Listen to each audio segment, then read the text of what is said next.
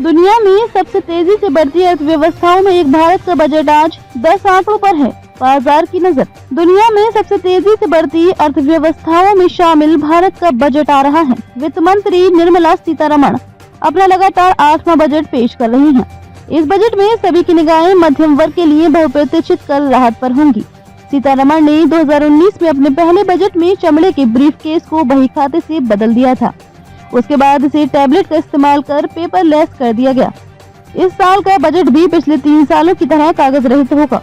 आयकर में छूट का दायरा बढ़ाने के अलावा वर्ष 2025-26 के केंद्रीय बजट के इन 10 आंकड़ों पर भी बाजार की नजर बनी हुई है। आइए इनके बारे में जानें।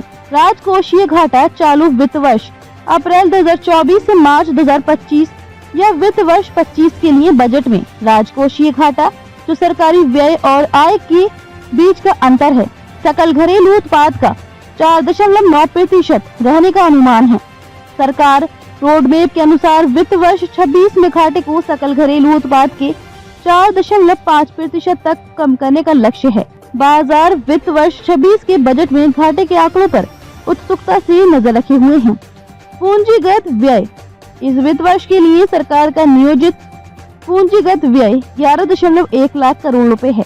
हालांकि लोकसभा चुनावों के कारण पहले 4 महीनों में धीमी सरकारी खर्च की वजह से पूंजीगत व्यय में देरी हुई। हालांकि चालू वित्त वर्ष के बचे महीनों में इसमें तेजी आने की उम्मीद है। वित्त वर्ष 2026 के बजट में वित्त मंत्री निर्मला सीतारमण के बजट में पूंजीगत व्यय की गति जारी रहने की उम्मीद है।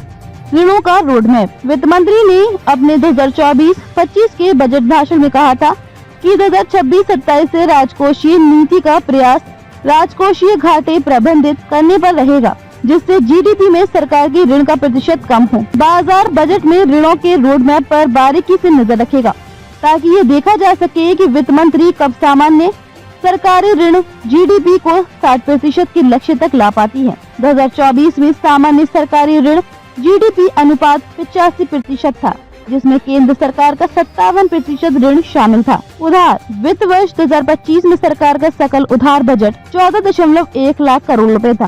सरकार अपने राजकोषीय घाटे को पूरा करने के लिए बाजार से उधार लेती है।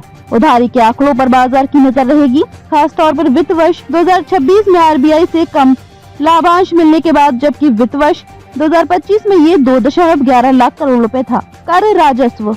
2024-25 के बजट में सकल कर राजस्व 48.40 लाख करोड़ रुपए रहने का अनुमान लगाया गया था, जो वित्त वर्ष 2024 की तुलना में 11.72% अधिक है। इसमें प्रत्यक्ष करों, व्यक्तिगत आयकर प्लस कॉर्पोरेट कर से 22.7 लाख करोड़ रुपए और अप्रत्यक्ष करों, सीमा शुल्क प्लस उत्पाद शुल्क प्लस जीएसटी से 16.33 लाख करोड़ रुपए आने का अनुमान है।